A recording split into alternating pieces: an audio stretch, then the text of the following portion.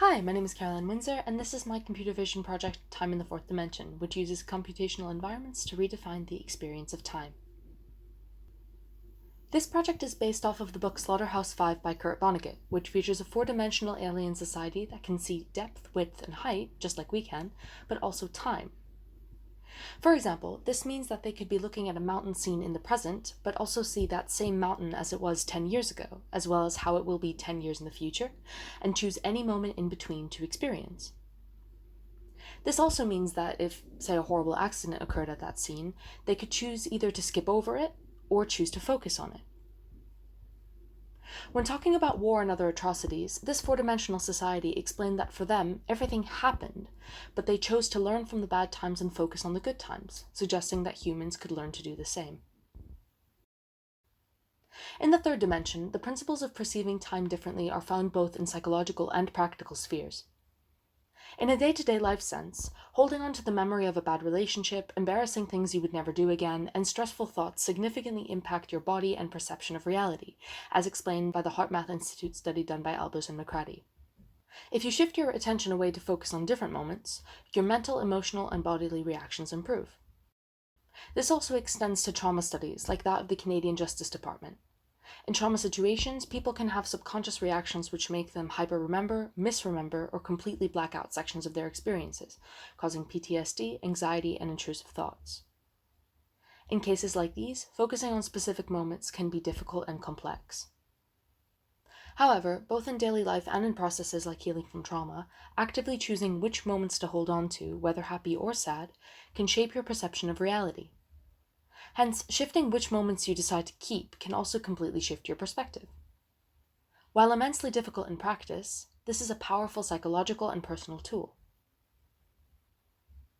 These themes of perspectives and time are also reflected in the works of artists like Alicia Quade, who explores the power of perception and perspective in the context of transformation and spaces, similar to Time in the Fourth Dimension, as well as the Ghosts of War project and the film Life in a Day, which uses footage from individual people worldwide to paint a picture of both good and bad daily events experienced by humankind on a day on Earth.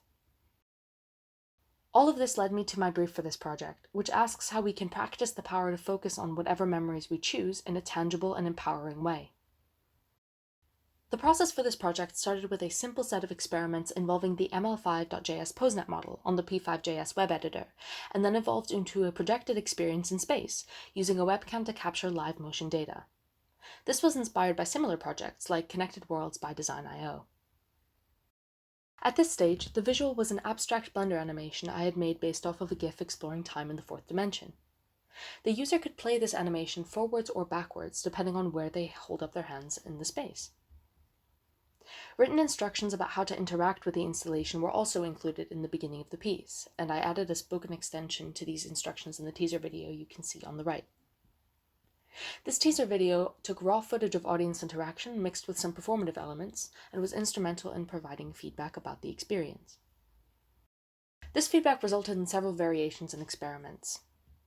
First, hands were very important to this project, as were hand motions. The audience could already play an animation forwards and backwards, but many wanted an option to pause the animation and experience a specific moment, which resulted in adding a stop button. For the actual motion controls, I tested a few different types of hand motions, but chose these three intuitive commands for stop, forwards, and backwards. These also provide opportunities for more dramatic performance-type interactions. The other key change made after user testing and professional feedback was the integration of real footage into the experience to better communicate the idea of turning back time. From this, I did 3 sets of tests, one involving news footage for a similar feel to Life in a Day, another with home footage, and another with a combination of the abstract visual and the real visuals. The integration of the abstract with the live footage was effective as a way of transitioning between clips, but neither type of footage was necessarily more successful, since the actual realistic footage greatly determined the mood of the piece. For this reason, the project could be infinitely augmented to target specific kinds of memories and audiences in different settings. In the future, I want to expand this piece into a multi-projection installation where each person would be able to control their own version of the experience. This also serves to remind viewers that every person chooses to focus on different things and also experiences time in very different ways. In this way, rethinking the experience of time perhaps not only benefits the viewer themselves, but also those around them. That's my presentation. Thank you so much for listening.